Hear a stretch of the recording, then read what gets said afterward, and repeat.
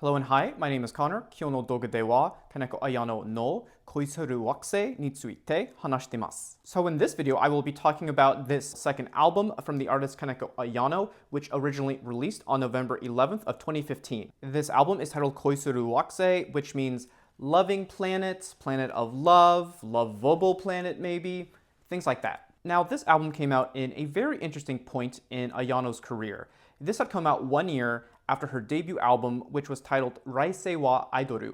And while yes, that was an alright debut, I just kind of feel like it was lacking a lot of that it factor that Kaneko Ayano albums have, though that's not a surprise at all because it's her debut album for when she was very, very young. So while yes, that album did contain her trademark sound of rock and country and folk, Koisuru Wakusei has a lot more pop to it as well. And it seems to me like that was maybe not her decision entirely. It seems like from what I've read online, that might have been some kind of label mandate, which I find very interesting. Then a few years after this, Ayano would then go on to release her third album, which was titled Shukusai, which means festival and is one that I really, really like. But in this video, I'm not talking about that album or her first one, I'm talking about Koisuru Wakusei.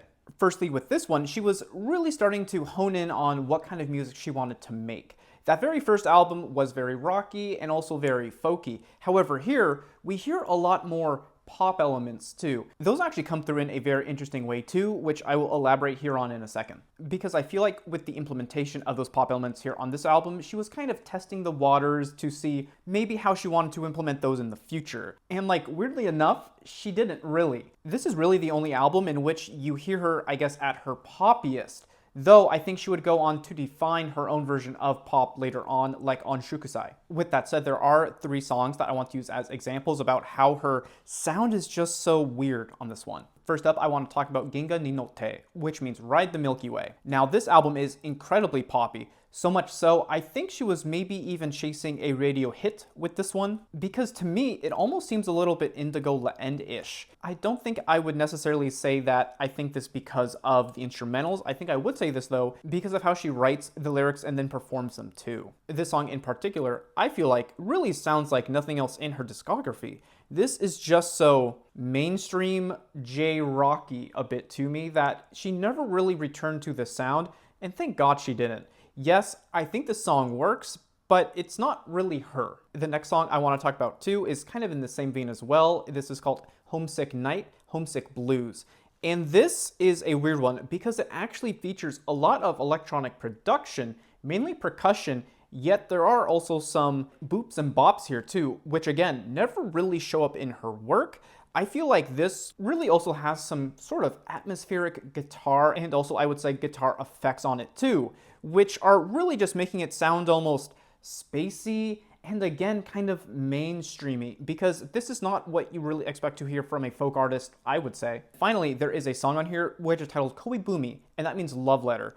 And this is weird because it's, yes, a folk rock song, yes, it's a little poppy, but there's also some reggae and some dub in there too, which is very strange for a folk song, especially from Japan. There is a steel drum every so often. However, it seems like Ayano is also emulating the sound of a steel drum with her guitar on top of that as well. Additionally, I think the percussion on this song is just very indicative of those genres as well. So I guess what I will say about this album is that it is really showing her willingness to experiment with her sound.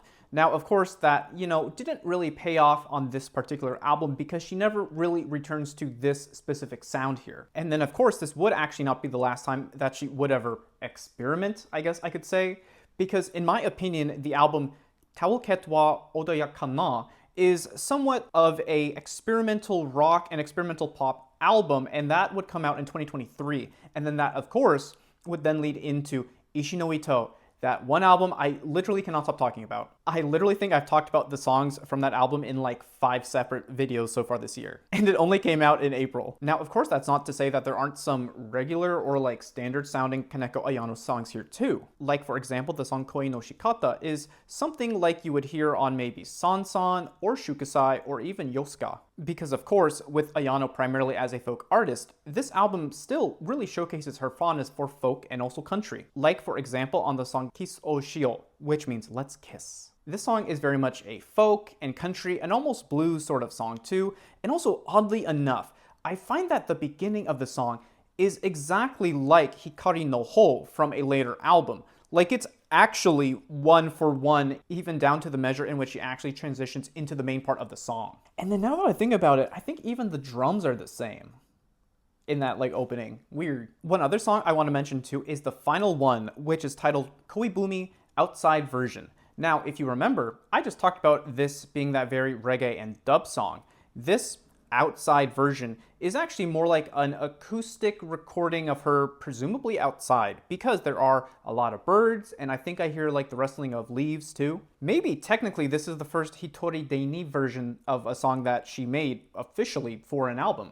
I don't know. But so basically this song just has that classic Ayano sound that you would expect from really any album of hers. I think my favorite aspect of it too is just how it ends a lot like that classic Mac DeMarco song, what is it, like water at my house, water in my house. It's something like that, where at the very end of the album, which is titled Another One, he has like 3 lines of text, or I guess spoken word, where all he says is, "This is where I live, come on by, I'll make you some coffee." And that's like kind of crazy considering it's like, here's my address.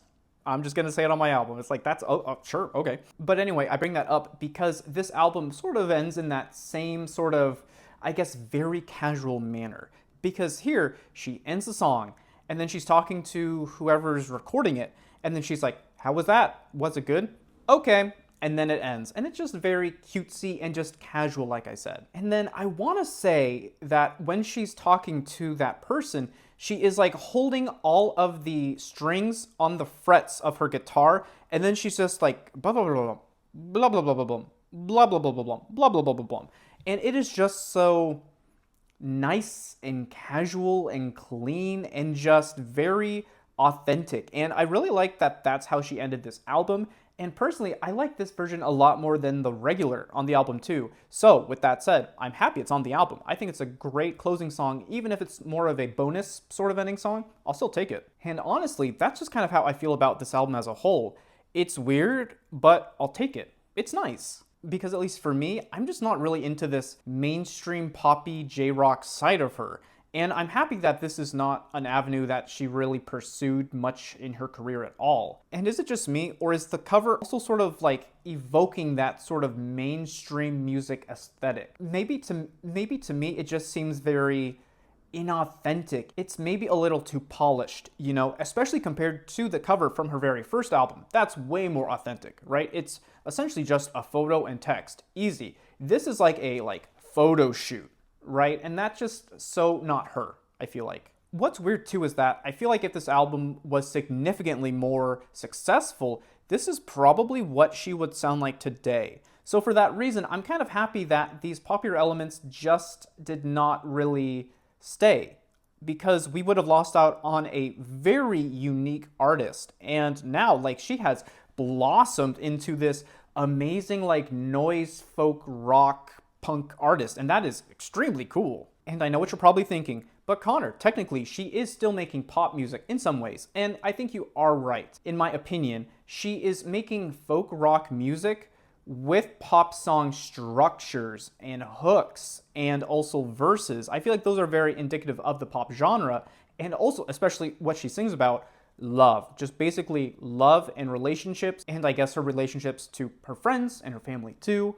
But I think it is so pop indicative with such an interesting folk rock twist. That is what really captivates me with her newer stuff. Okay, so I guess in the end, all I really have to say is that the pacing actually really good on this album I found.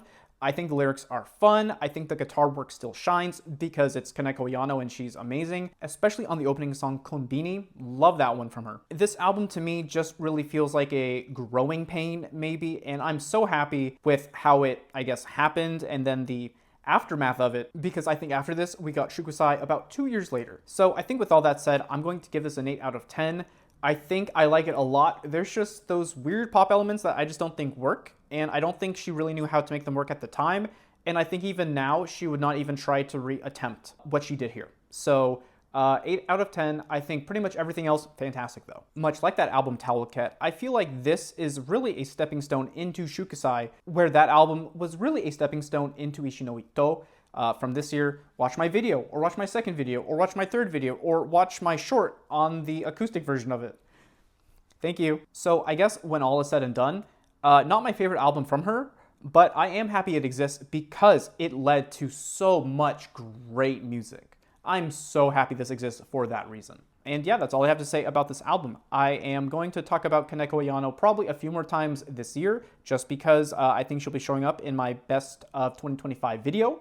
I'm sure she will be. Hey, maybe in case you haven't heard this album, let me know. I want you to yap at me in the comments because I think you should check it out. It is such a interesting album to look back on 10 years later, especially with where she is now. Thank you so much for watching. Stick around, maybe subscribe if you like to hear me talk about more Japanese music. That's all I do. That's all I'll ever do. That's all I'll ever be. But yeah, thank you so much for watching, and I will see you in the next one. Bye.